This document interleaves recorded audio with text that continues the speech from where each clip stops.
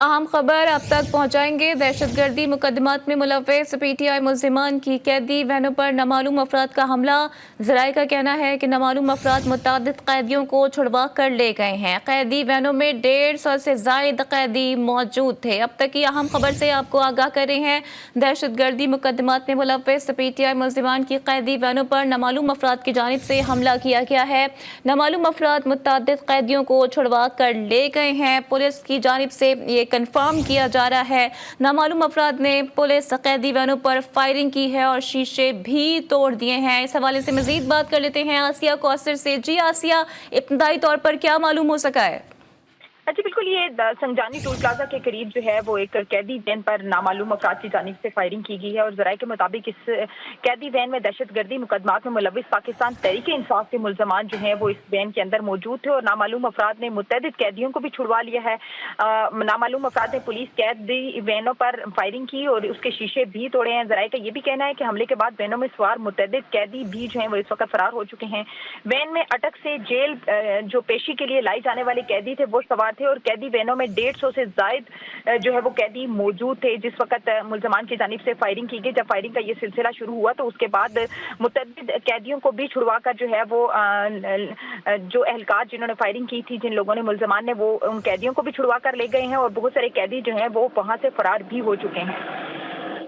ठीक है आसिया, साथ ही रहिएगा। साथ साथ बताइएगा कि क्या तादाद बताई जा रही है, कितने कैदी हैं जो कि फरार होने में कामयाब हो गए हैं?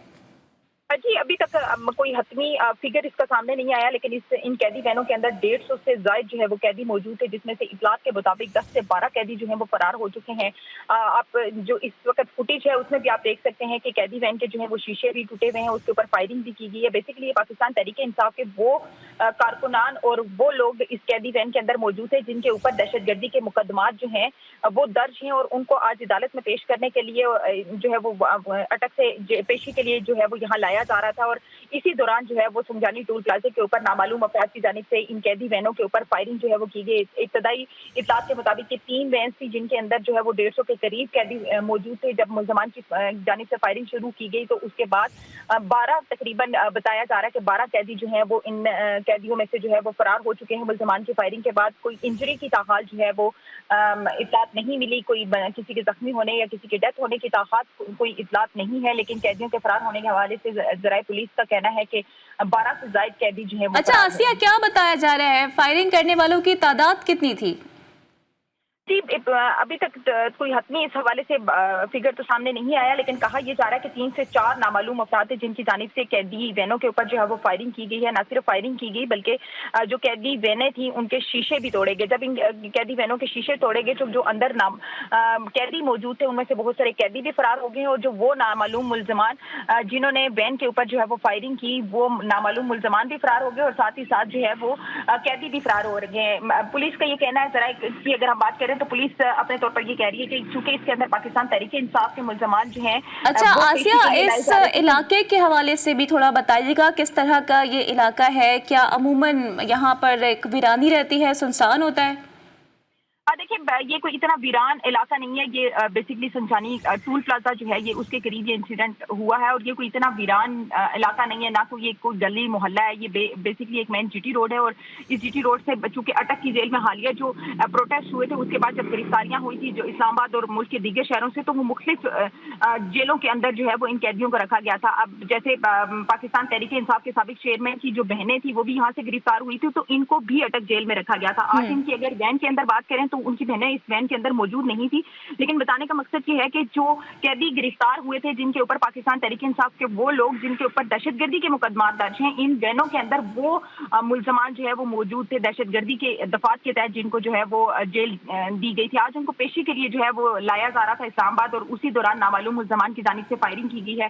ज़राए पुलिस का ये कहना है कि शायद पाकिस्तान तहरीक इंसाफ के वो लोग जिनके ऊपर ये मुकदमात दर्ज किए गए हैं दहशतगर्दी के और जिनको अच्छा आसिया, आप कह रही हैं कि ये गुंजानाबाद इलाका है, लोगों की चहल पहल यहाँ पर होती है, यहाँ पर क्या कोई सीसीटीवी कैमरे नस्ब हैं जिससे मुल्जिमान की तलाश में कुछ आसानी हो सके?